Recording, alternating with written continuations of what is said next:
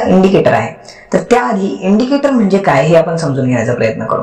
आता यामध्ये इंडिकेटर म्हणजे काय, तर इंडिकेटर या शब्दातच त्याचा अर्थ आहे की तो आपल्याला इंडिकेट करतो. बरोबर, इंडिकेट करतो म्हणजे जर मार्केट पडणार असेल तर आपल्याला त्याचे संकेत देतो, इंडिकेशन देतो, किंवा मार्केट जर वर जाणार असेल तर तो आपल्याला तसे इंडिकेशन्स देतो.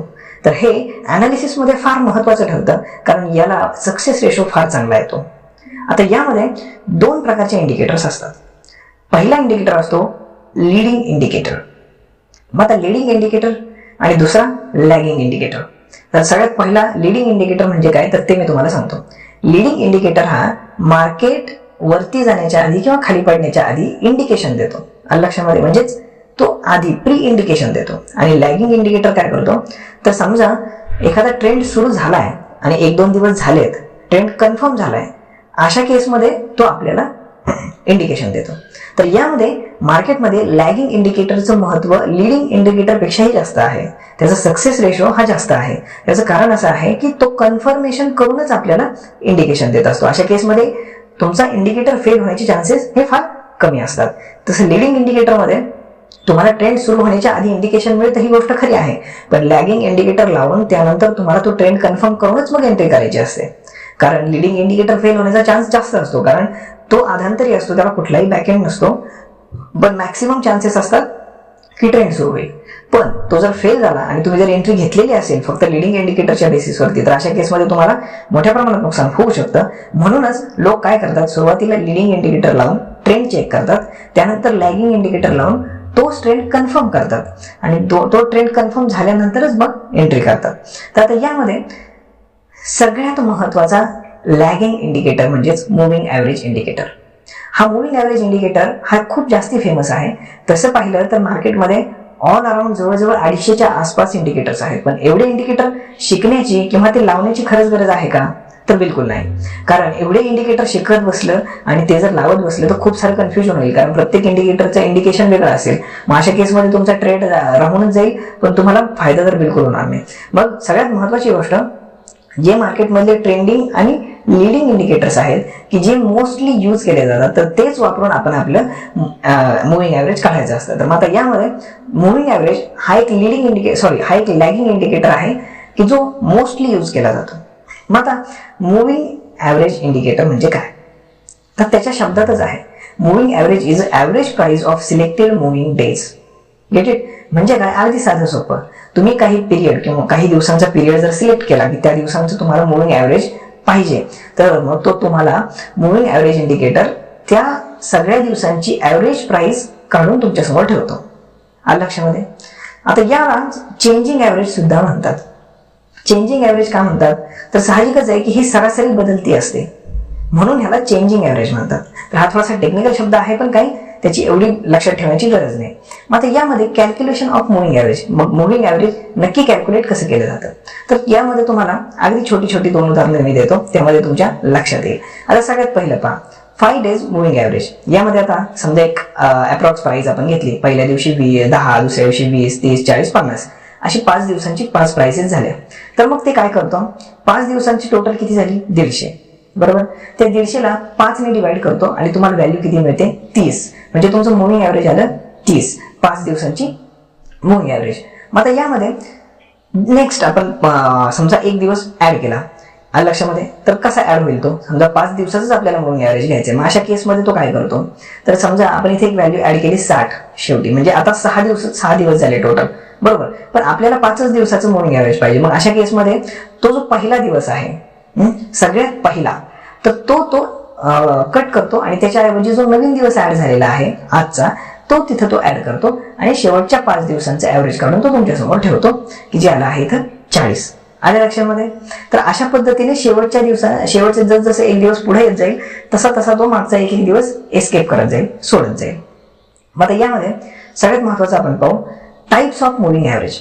मुव्हिंग ॲव्हरेजचे प्रकार कुठले आहेत. मार्केटमध्ये जनरली 2 प्रकार याचे वापरले जातात की जे फार सक्सेस रेशोमध्ये सगळ्यात वरती आहेत, म्हणूनच हे मी तुम्हाला सांगतोय.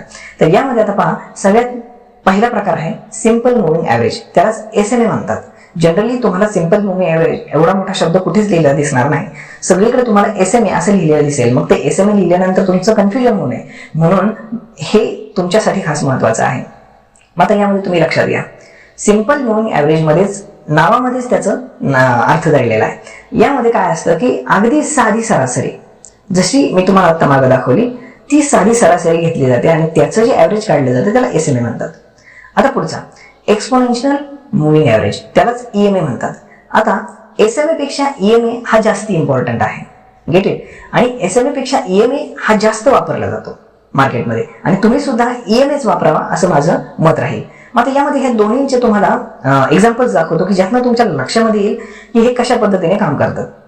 तर आता पहा, हे दोन्ही आहेत. फॉर एक्झाम्पल हा SMA आहे. ह्या SMA मध्ये सेम मागचंच एक्झाम्पल तुम्हाला मी इथे दिलंय, 10, 20, 30, 40, 50, त्याचं ॲव्हरेज आलं 30. आलं लक्षामध्ये. आता EMA कसा काढला जातो SMAच्या तुलनेत? सेम 5 दिवस, त्या 5 दिवसाची व्हॅल्यू 10, 20, 30, 40, 50, पण इथं उत्तर मात्र 35 आलं. मग हे कसं आलं?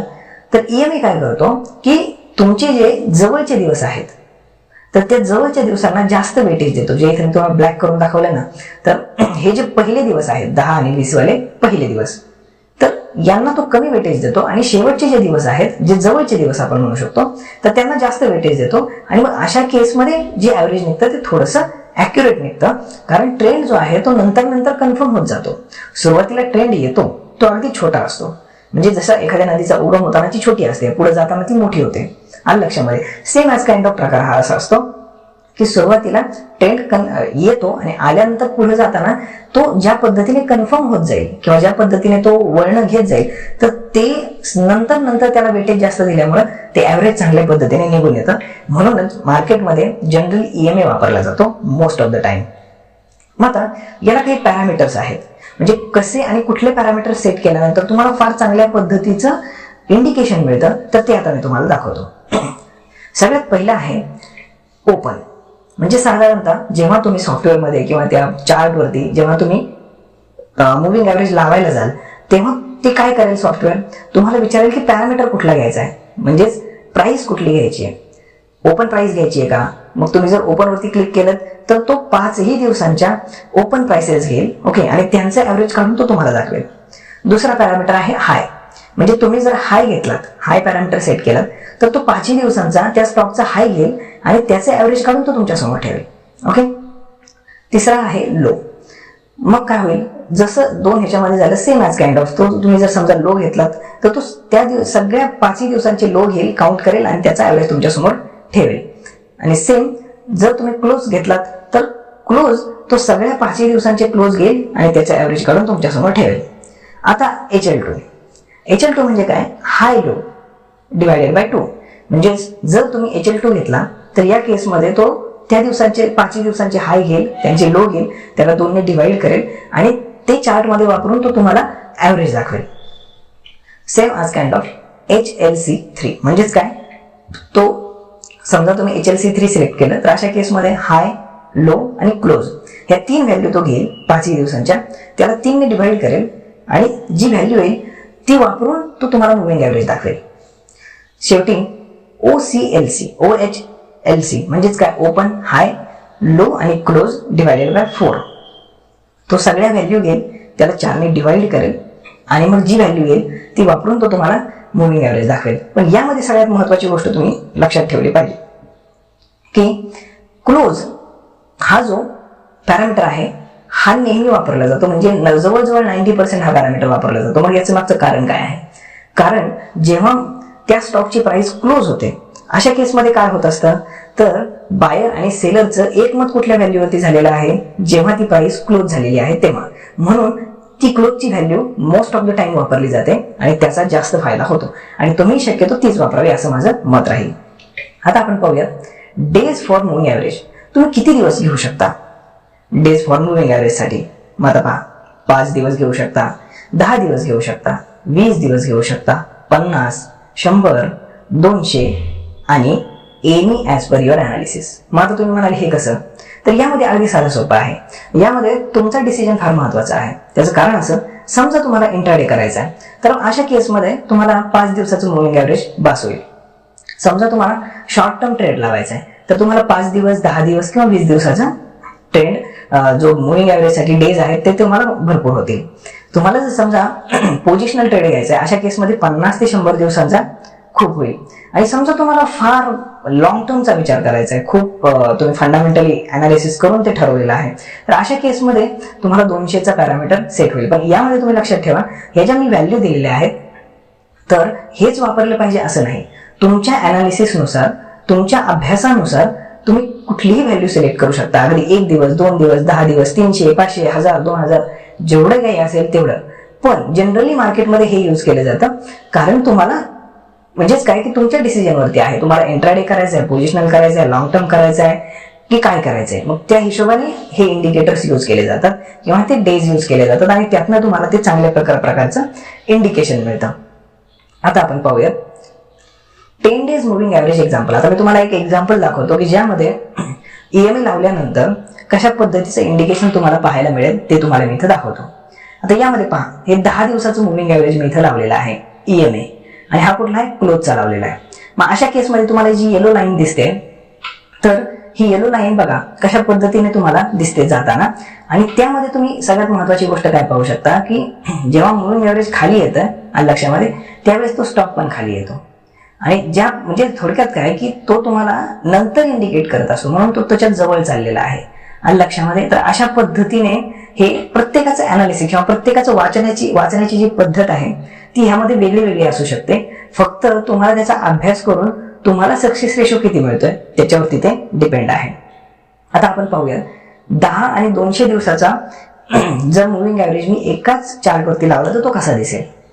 आता इथे पहा, इथे 10 दिवसाचा क्लोज आणि 200 दिवसाचा क्लोज निफ्टीचा, तर इथे मी लावलेला आहे. तर बघा, जी रेड लाईन आहे तर ती 10 दिवसाची आणि जी ब्लॅक लाईन आहे तर ती 200 दिवसाची आहे. तर यामध्ये हे लोक काय करतात, म्हणजे जनरली जे मार्केटमध्ये यूज करतात तर ते कशा पद्धतीने यूज करतात. तर आता पहा, तुम्हाला इथं क्रॉसओव्हर पाहायला मिळतं, म्हणजे 2 लाईन एकमेकांना जिथं टच करून जातात त्याला क्रॉसओव्हर म्हणतात. म्हणजे तुम्ही पहा की जिथं क्रॉसओव्हर झालाय अशा ठिकाणावरनं तो स्टॉक खाली पडलाय, पुन्हा इथे एक क्रॉसओव्हर झालाय तर तिथनं हा स्टॉक वरती गेलाय आणि पुन्हा खाली आलेला नाही आणि लक्षामध्ये.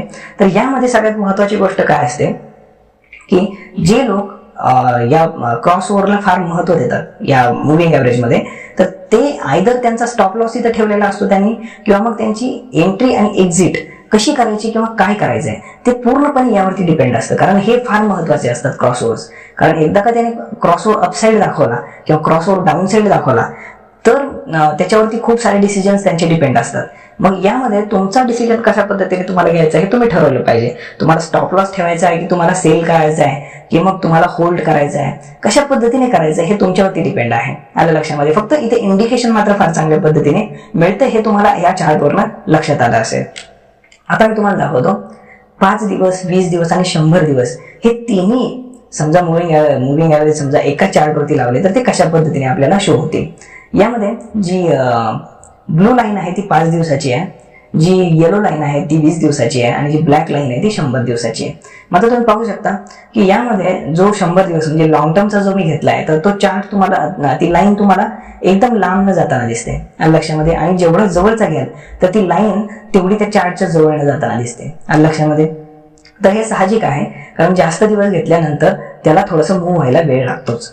तर यामध्ये जे क्रॉसओव्हर्स असतात, इथे छोटे छोटे क्रॉसओव्हर जे तयार होतात ना, तर ह्या क्रॉसओव्हरवरनं ते इंडिकेट करत असतात की मार्केटचं ट्रेंड काय आहे, खाली जात आहे की वरती जात आहे. तुम्ही हे क्रॉसओव्हर जर व्यवस्थित चेक केले तर तुमच्या नक्कीच लक्षात येईल की क्रॉसओव्हर एकदा डाऊन ट्रेंड दाखवला की तो डाऊन करूनच पुन्हा वरती येतो लक्षामध्ये. पुन्हा इथं जर एंट्री लेवल दाखवली तर इथनं तो तुम्हाला छोटे छोटे चांगले पॉईंट्स देत जातो, पण तो वरतीच जातो लक्षामध्ये. आणि जो लॉंग टर्म आहे, इथं तुम्ही जर व्यवस्थित कर्व जर पाहिला तर हा जो लॉंग टर्म आहे तर हा सुद्धा वरती जातोय. म्हणजेच काय, हे फार चांगल्या पद्धतीने इंडिकेशन्स देतात आणि तुम्हाला प्रॉफिट होण्याचे चान्सेस फार चांगले असतात. आता importance of moving average indicator. तर मुव्हिंग ॲव्हरेज इंडिकेटर जर आपण जे पाहिले तर त्याचं महत्व काय आहे, टू आयडेंटिफाय ट्रेंड, म्हणजे तुम्हाला ट्रेंड आयडेंटिफाय करण्यासाठी ते फार चांगली मदत करत असतं. दुसरा, एंट्री आणि एक्झिट पॉईंट. जसं मी आता तुम्हाला क्रॉसओव्हर दाखवले तर त्याप्रमाणे तुम्हाला एंट्री घेण्यासाठी आणि एक्झिट घेण्यासाठी फार चांगल्या पद्धतीचे ते तुम्हाला हेल्प करत असतात, तुमच्या स्ट्रॅटेजीज ठरवण्यासाठी फार चांगली मदत करत असतात.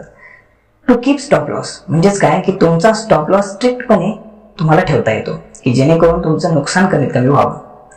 टू मेक स्ट्रॅटेजीज, आता जो स्ट्रॅटेजीचा भाग आहे तर ह्याच ॲव्हरेज वापरून आपण कशा पद्धतीने इंडिकेटर्स वापरून आपल्या स्ट्रॅटेजी डेव्हलप करू शकतो हे आपण नंतरच्या पुढच्या भागात पाहणार आहोत. कारण आता व्हिडिओ खूप मोठा होईल आणि एवढं एकदम ऐकलं तर तुम्हाला बोर सुद्धा खूप होईल. त्यामुळे हे आपण नंतर पाहूयात. फक्त आज इंडिकेटर्स कशा पद्धतीने काम करतात आणि इंडिकेटर्सचं महत्त्व काय आणि मुव्हिंग ॲव्हरेज स्पेशली जो सगळ्यात महत्त्वाचा इंडिकेटर आहे तर तो तुम्हाला दाखवायचा होता, म्हणून हा आजचा व्हिडिओ खास बनवलेला होता.